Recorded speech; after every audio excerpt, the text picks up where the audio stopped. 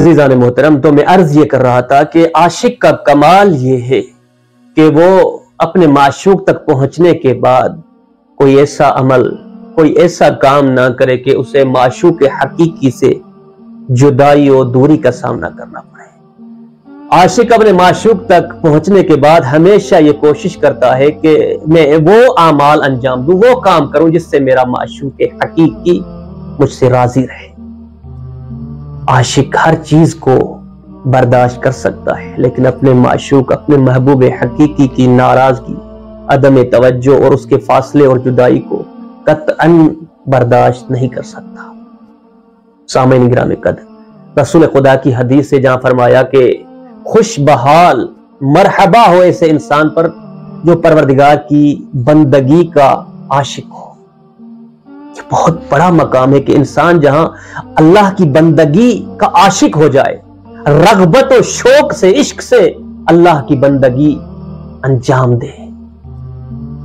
اکثر مسلمان، اکثر میں سب کی بات کر رہا ہوں، ہم اکثر پروردگار کی جو بندگی کرتے ہیں وہ عشق سے نہیں، شوق سے نہیں کرتے، بلکہ ایک ذمہ داری کو اپنے کندھوں سے ہٹانے کی کوشش کیا کرتے ہیں۔ ہم نماز سے کیوں تھکتے ہیں؟ وہ نوجوان جو پورا دن کرکٹ میچ دیکھنے میں گزار دیتا ہے، اسے پتہ بھی نہیں چلتا کہ کیسے دن گزر گیا۔ کیوں؟ کیونکہ اسے کرکٹ سے عشق ہے، اسے مووی سے عشق ہے، اسے گیم سے عشق ہے، اس لیے پتہ بھی نہیں چلتا۔ عاشق جب اپنے معشوق کے پاس ہو تو اسے پتہ ہی نہیں چلتا کہ وقت کیسے گزر گیا۔ عاشق کبھی بھی اپنے معشوق سے تھکتا نہیں۔ پھر ہم کیوں نماز سے تھک جاتے ہیں؟ ہم کیوں پروردگار کی بندگی سے خستہ ہو جاتے ہیں؟ کیونکہ در حقیقت ہم اللہ کی عبادت کے عاشق ہی نہیں، ہم عشق و رغبت سے پروردگار کی عبادت انجام نہیں دیتے۔ ہم فقط اپنی ذمہ داری سے جان چھڑاتے ہوئے بالکل رسول خدا سے برعکس، رسول خدا کے عمل سے برعکس عمل کرتے ہیں۔ رسول خدا حضرت بلال سے کہتے تھے جب نماز کا وقت آتا تھا کہ اے بلال جا کر اذان کہو تاکہ میں نماز میں جا کر راحت ہو جاؤں، سکون میں چلا جاؤں، اس دنیا سے، اس دنیا کی مشکلات سے تھوڑی دیر کے لیے میں سکون میں چلا جاؤں۔ اور ہم جب نماز کا سلام دے چکے ہوتے ہیں تب سکون محسوس کرتے ہیں کہ چلو شکر ہے خدا کا، ذمہ داری ختم ہوئی، اب مغرب تک میں راحت و سکون میں ہوں۔ کتنا فرق ہے، زمین و آسمان کا فرق ہے سامعین محترم۔ مثلا ایک چھوٹی سی مثال دوں، آپ کا دوست آپ سے ملنے آیا، یا مثلا کوئی اچھا میچ چل رہا ہے جسے آپ پسند کرتے ہیں، تو آپ دوست سے کیا کہیں گے؟ جب آپ عبادت کے عاشق نہ ہو تو آپ کہیں گے کہ تھوڑی دیر صبر کر لو، میں نماز پڑھ لوں، پھر سکون سے بیٹھ کر باتیں کرتے ہیں، سکون سے بیٹھ کر میچ دیکھتے ہیں، سکون سے بیٹھ کر احوال پرسی کرتے ہیں۔ یہ لفظ اس بات کی عکاسی کر رہا ہے کہ ہم فقط جان چھڑاتے ہیں، ذمہ داری سے جان چھڑا کر اصل ہمارا جو عشق ہوتا ہے وہ دنیاوی امور سے ہوتا ہے۔ لیکن جب بندہ عبادت کا عاشق ہو جائے تو اسے پتہ بھی نہیں چلتا کب اور کیسے اس کے پاؤں سے تیر کو نکال دیا گیا۔ عشق عبادت کمال بندگی ہے۔ پیغمبر خدا فرما رہے ہیں کہ مرحبا ہو ایسے انسان پر جو اللہ کی بندگی کا عاشق ہو۔ امام حسین علیہ السلام کے جو 72 باوفا اصحاب تھے وہ امام حسین کے عاشق تھے، انہیں امام حسین کے علاوہ کوئی چیز نظر نہیں آ رہی تھی۔ اللہ اکبر۔ اور جب صادق آل محمد سے پوچھا گیا کہ مولا کربلا میں جو امام حسین کے باوفا اصحاب تھے ان پر جب ان کے جسموں پر جب دشمن کے وار ہو رہے تھے، تلواروں کے، نیزوں کے، تیروں کے، تو کیا انہیں تکلیف محسوس ہو رہی تھی؟ امام نے فرمایا نہیں، انہیں وہ اذیت و آزار محسوس ہی نہیں ہو رہا تھا، وہ تو اپنے عاشق حسین کی رضایت میں محو تھے، انہیں محسوس ہی نہیں ہو رہا تھا کہ ان کے جسموں پر تیروں اور تلواروں کے زخم وارد ہو رہے ہیں، خون ٹپک رہا ہے، اتنے محو تھے۔ دنیاوی امور میں آپ دیکھ لیجئے، حضرت یوسف جن کے حسن کا پورے جہان میں چرچا ہے، جب وہ خواتین کو بلایا جاتا ہے تو خواتین نے جیسے ہی حضرت یوسف کو دیکھا اتنی محو ہو گئیں کہ کب اور کیسے ان کے ہاتھ، سیب کی وجہ ان کے ہاتھ کٹ گئے، انہیں پتہ ہی نہیں چلا، اتنی محو ہو گئی۔ ایک ظاہری اور مادی عشق کی بات ہے، لیکن جو بندہ حقیقی عشق میں مبتلا ہو، اپنے رب کے عشق میں مبتلا ہو، اہل بیت علیہم السلام جو کہ مظہر خدا ہیں ان کے عشق میں مبتلا ہو، تو اس کا یہ عالم ہوتا ہے کہ وہ پھر وہی اعمال انجام دیتا ہے، وہی سوچتا ہے جس سوچنے کا حکم خود اہل بیت نے دیا، یعنی اپنی سوچ تک اہل بیت کی سوچ کے مطابق انجام دینے کی کوشش کرتا ہے، اسے حقیقی عاشق کہا جاتا ہے۔ تو سامعین محترم، میں عرض یہ کر رہا تھا کہ رسول خدا نے فرمایا خوش بحال ہو ایسے انسان پر جو پروردگار کی بندگی کا عاشق ہو،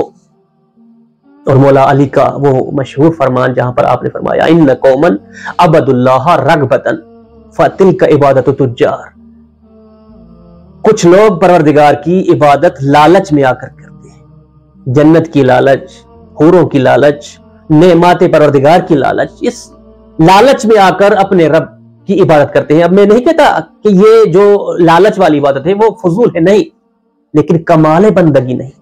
مولا اس امر کی طرف اشارہ فرما رہے ہیں کہ یہ کمال بندگی نہیں، ایسا نہیں کہ عبادت باطل ہو، کوئی ارزش نہ رکھتی ہو، نہیں، بارزش ضرور ہے لیکن کمال نہیں۔ سامعین، مولا نے فرمایا یہ افراد جو پروردگار کے نعمات کی لالچ میں خدا کو سجدہ کرتے ہیں، اس کی بندگی و اطاعت کرتے ہیں، یہ در حقیقت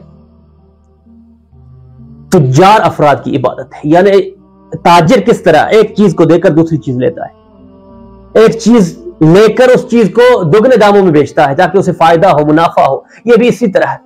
پروردگار کی عبادت کر کے، اس کی بندگی کر کے، نماز پڑھ کے، روزہ رکھ کے، ذہن میں یہ سوچتے ہیں کہ اس کے بدلے میں چونکہ خدا نے فرمایا ہے کہ دنیا میں 1 دو گے، آخرت میں 10% ملے گا، تو یہ تاجر ہیں، ان کی نگاہ فقط سود پر ہوتی ہے، فقط منافع، پروفٹ پر، اس کے علاوہ کچھ نہیں۔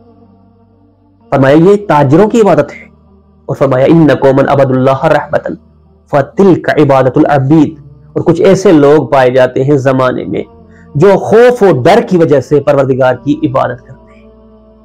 اللہ اکبر، اس نقطے کی طرف توجہ فرمائیے گا، یعنی یہ افراد جو کچھ لالچ میں آ کر عبادت کر رہے ہیں تو کچھ خوف میں آ کر عبادت کر رہے ہیں، اگر لالچ اور خوف کو ان کے درمیان سے اٹھا دیا جائے تو یہی لوگ ایک سجدہ کرتے ہوئے بھی نظر نہیں آئیں گے۔